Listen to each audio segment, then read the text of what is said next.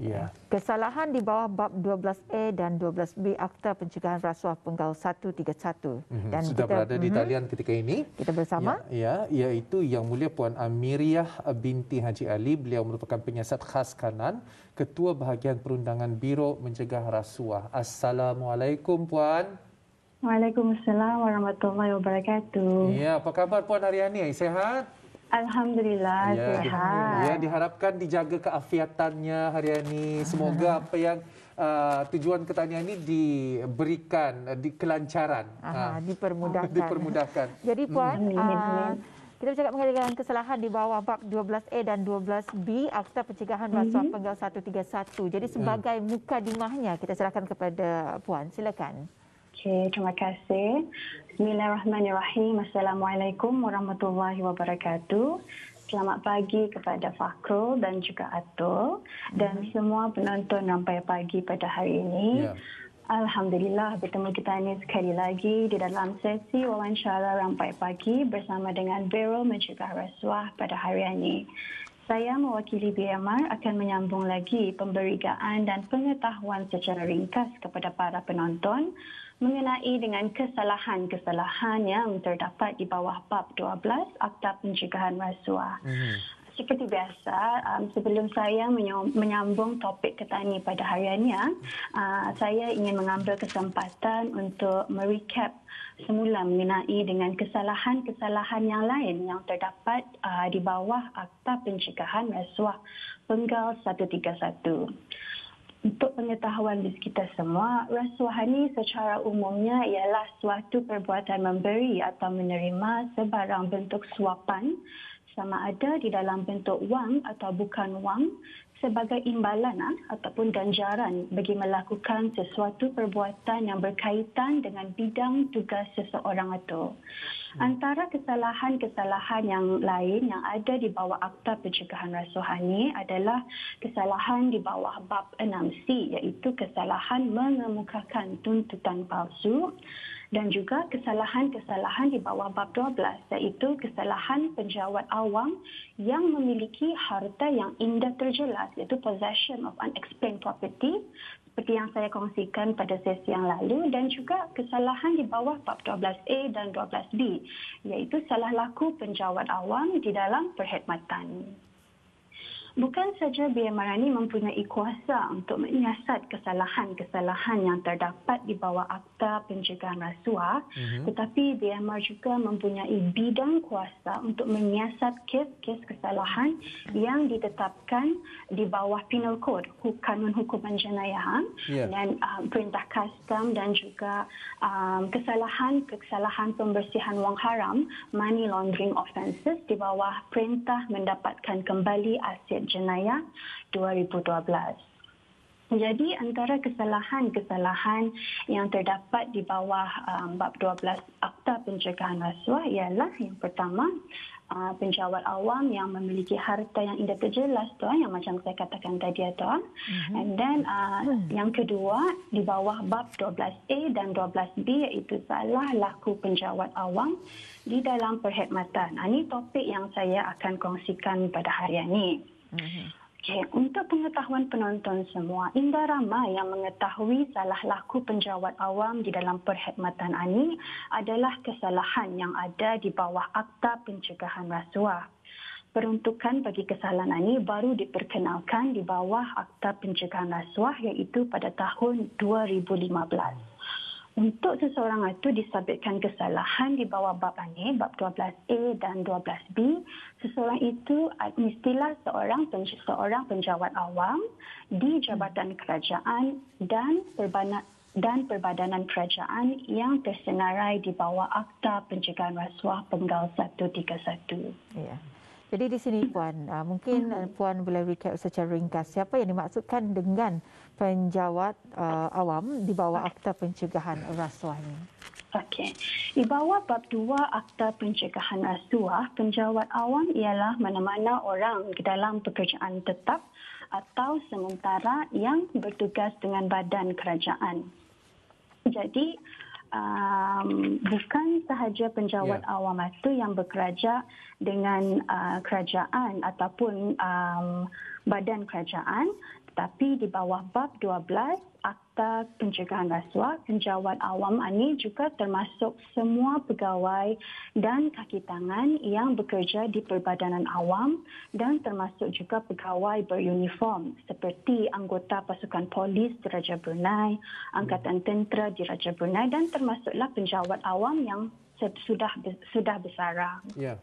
Jadi tadi Puan telah menyebut mengenai dengan badan kerajaan. Jadi apa yang dimaksudkan dengan badan kerajaan itu sebenarnya, dan mungkin Puan dapat berikan senarai badan kerajaan yang ada di negara Ketania ini. Silakan.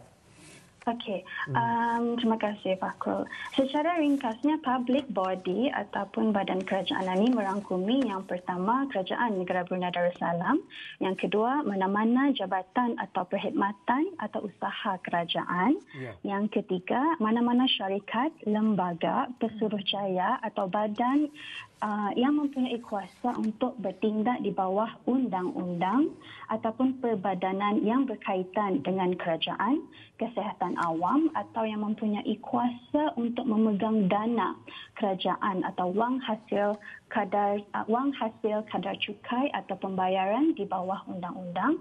Yang keempat, mana-mana lembaga atau pesuruhjaya, jawatan kuasa atau badan yang terkandung di bawah jadual Akta Pencegahan Rasuah, dan yang kelima, mana-mana syarikat atau anak syarikat yang mempunyai kawalan yang berkepentingan. Jadinya ada beberapa contoh ataupun list yang akan saya kongsikan bersama dengan penonton, list badan kerajaan.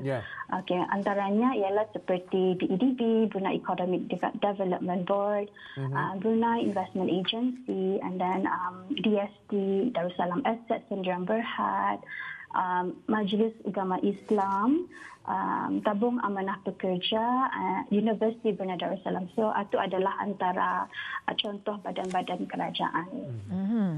Jadi di sini Puan, apa sebenarnya yang dimaksudkan dengan salah laku penjawat awam di dalam perkhidmatan di bawah bab 12A Akta Pencegahan Rasuah ini? Okay.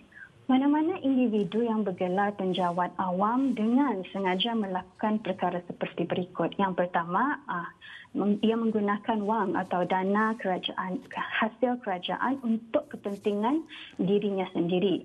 Yang kedua, mana-mana penjawat awam yang gagal bertindak secara adil atau memberi layanan yang tidak wajar ataupun berat sebelah kepada mana-mana orang. Yang ketiga, seorang penjawat awam dengan sengaja menyalahgunakan maklumat ataupun informasi yang diperolehi semasa menjalankan tugasnya. Yang keempat, yang menggunakan keuntungan peribadi yang bercanggah dengan tugas-tugas awamnya dan menggunakan kedudukannya untuk keuntungan peribadi. Yang kelima, ia mempengaruhi ataupun menggunakan pengaruhnya di dalam lantikan, kenaikan pangkat seseorang, penggantungan seorang pegawai atau kaki tangan, penurunan atau pemecatan seorang pegawai atau kaki tangan di pejabat yang sama. Jadi ada beberapa elemen yang diambil kira bagi kesalahan salah laku di dalam perkhidmatan ini. So, elemen-elemen adalah seperti berikut.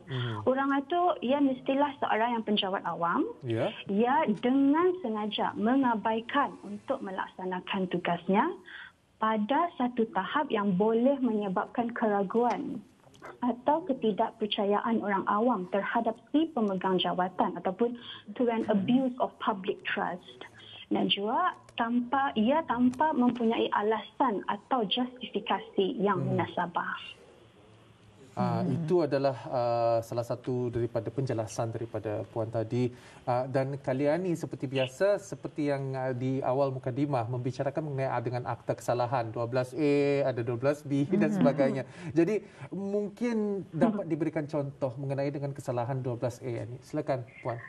Okey, ada beberapa contoh yang akan saya kongsikan pada topik pada hariannya. So yang pertama contohnya yang seorang itu individu itu menggunakan wang atau dana hasil kerajaan untuk kepentingan dirinya sendiri. Okey.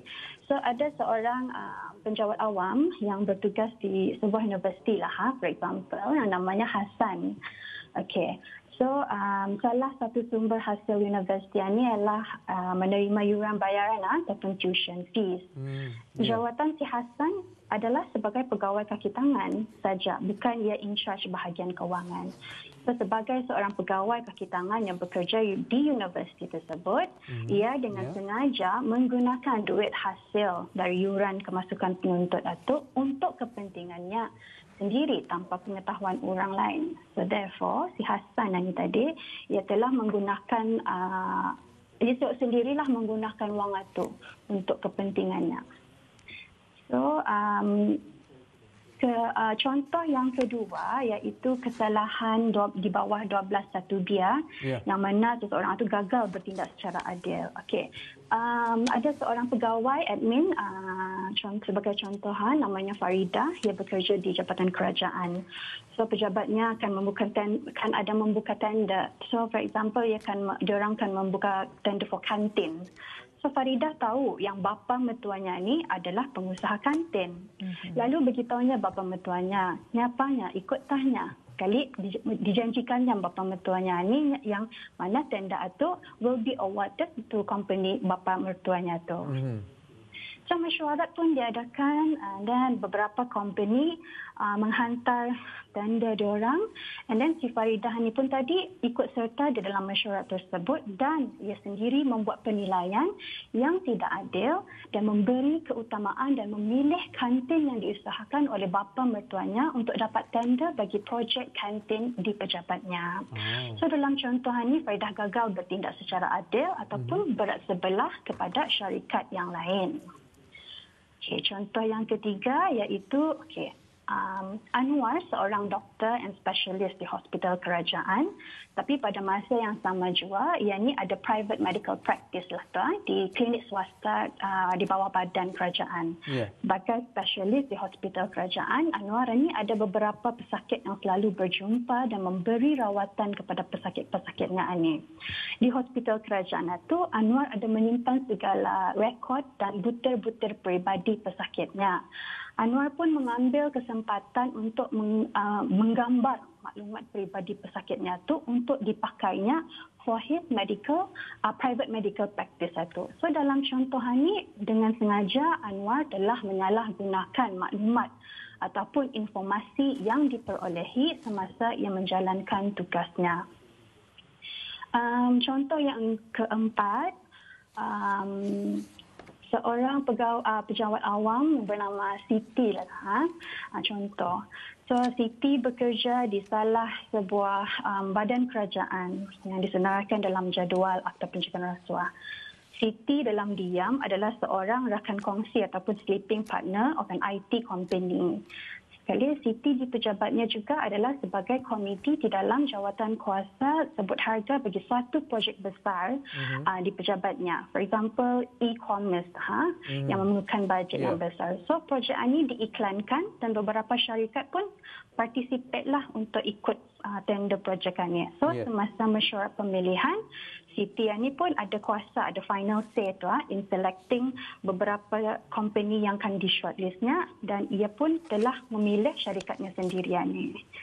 So di dalam kes ini, Siti telah menggunakan keuntungan peribadi yang bercanggah dengan tugas-tugas awamnya dan menggunakan kedudukannya untuk keuntungan peribadi. Mungkin kalian ada masa kali untuk untuk saya share ada contoh. Contoh yang kelima mengenai dengan kenaikan pangkat. Okey. Seorang pegawai kanan, pegawai atasan di Jabatan Kerajaan A namanya Omar. Ia ni seorang yang berpengaruh. Omar ada anak lelaki namanya Saleh yang bekerja di Jabatan Kerajaan B. Omar mengenali head of department Jabatan B ni yang juga kawannya. So dan ia menggunakan pengaruhnya sebagai pegawai atasan di Jabatan A untuk memujuk HOD di Jabatan B ni untuk menaikkan pangkat anaknya si Saleh Ani di Jabatan Kerajaan B tanpa ada kelayakan dan pengalaman yang sesuai. So, Omar di sini menggunakan pengaruhnya sebagai pegawai atasan di Jabatan Kerajaan A dan mempengaruhi kawannya di Jabatan Kerajaan B untuk lantikan anaknya tanpa kelayakan dan pengalaman yang sepatutnya. Okey, itu dia ya antara contoh-contoh yang telah pernah Banyak ni diberikan. contoh-contoh yang sudah pun lampirkan ya. Tetapi memang Kita semua faham dengan kesalahan-kesalahan ini. betul, Ya. kita percaya. Jadi di sini Puan, dengan adanya contoh-contoh yang telah pun dikongsikan sebentar tadi, apakah hukuman bagi penjara awam yang melakukan kesalahan di bawah bab 12A ini? Macam mana tu, Puan? Okey. So, jika seseorang penjawat awam itu disabitkan kesalahan di bawah bab 12A di 12A Akta Pencegahan Rasuah, hukumannya ialah denda sebanyak RM30,000 atau pemenjaraan selama tidak melebihi 7 tahun. Besar tu. Kalau macam apa tu namanya silap langkah sedikit, tetapi padahnya berpanjangan. RM30,000 kemudian dipenjarakan selama melebihi 7 tahun. Mesti fikirkanlah dulu. Giling-giling kepala juga punya ternyata dendanya tu. Tetapi memang jangan berani cuba-cuba. Melainkan kalau kita sanggup membayar penalti itu. Kalau mungkin ada duit RM30,000 boleh dibayar. Tetapi itu nak masuk dalam penjara tu tiap. Kebebasan itu lebih berharga. Dan mungkin kalau akan diceritakan ada lagi kesalahan lain Puan di bawah bab 12 ini tentang Akta Pencegahan Rasuah, dan mungkin dapat diceritakan lagi apa sebenarnya hukumannya bagi kesalahan. Bagi kesalahan itu. Okey, ada masih masa. Ada Okey, so kesalahan yang lain iaitu kesalahan di bawah bab 12B adalah seperti berikut. Mana-mana pegawai awam dengan sengaja have misconduct ataupun salah laku dirinya atau ia mengabaikan untuk melaksanakan tugasnya sehingga menimbulkan kurangnya kepercayaan orang awam. Contohnya, okey, seorang warda di penjara. Ia diberi kepercayaan untuk menjaga banduan di penjara. So he should comply with the prison rules and regulation, kan toh. So seorang warga penjara mesti memastikan yang pelawat ataupun ahli keluarga tidak boleh ni tapuk-tapuk memberikan telefon bimbit, example lah ya, pada banduan yang dilawati. So dalam contoh ini ada ahli keluarga melawat banduan di penjara dan membawa telefon bimbit untuk dibagi kepada banduan dalam penjara itu. Semasa lawatan tersebut, warga itu tahu yang pelawat ini datang melawat dan memberikan telefon bimbit kepada si banduan itu tadi. Dan warga itu indah melarang sama sekali pelawat ini untuknya jangan diberi telefon bimbit. Indah terpulang melarang, malah berjanji dia pulang untuk merahsiakan hal ini. So dalam kes ini, warga tersebut ia have misconduct dan ia mengabaikan untuk melaksanakan tugasnya. Dan sama juga macam kesalahan di bawah bab 12A, hukumannya ialah denda RM30,000 dan 7 tahun penjara jika disabitkan kesalahan.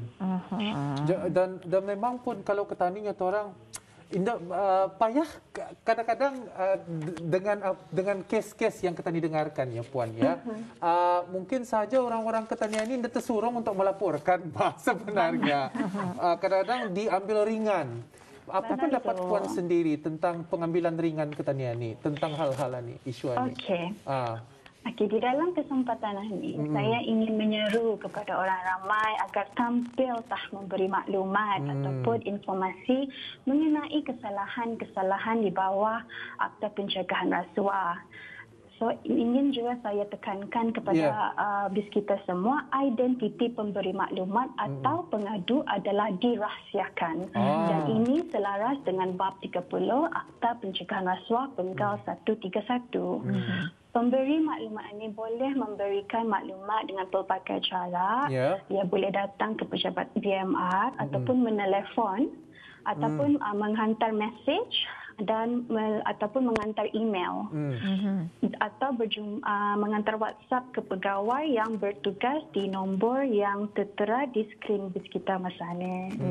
Itu nombor 8721 002 813 0002 Cawangan BMRD KB pun ada.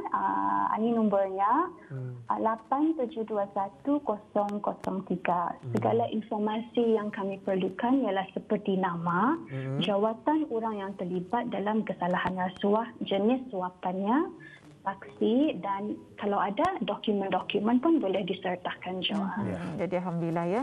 Dengan penjelasan sebentar tadi kesalahan di bawah bab 12A, 12B Akta Pencegahan Rasuah Penggal 131 agak mengurungkan juga dengan menyerang penaltinya dan sebagainya. Jadi kalau boleh bukan kalau boleh tani elakkan sama sekali perkara ini berlaku. Jadi ribuan terima kasih kami ucapkan kepada Yang Mulia Puan Emilia binti Haji Ali, iaitu penyiasat khas Khanan Ketua Bahagian Perundangan Biro Mencegah Rasuah. Terima kasih Puan dengan penjelasan sebentar tadi. Assalamualaikum. Waalaikumsalam warahmatullahi wabarakatuh.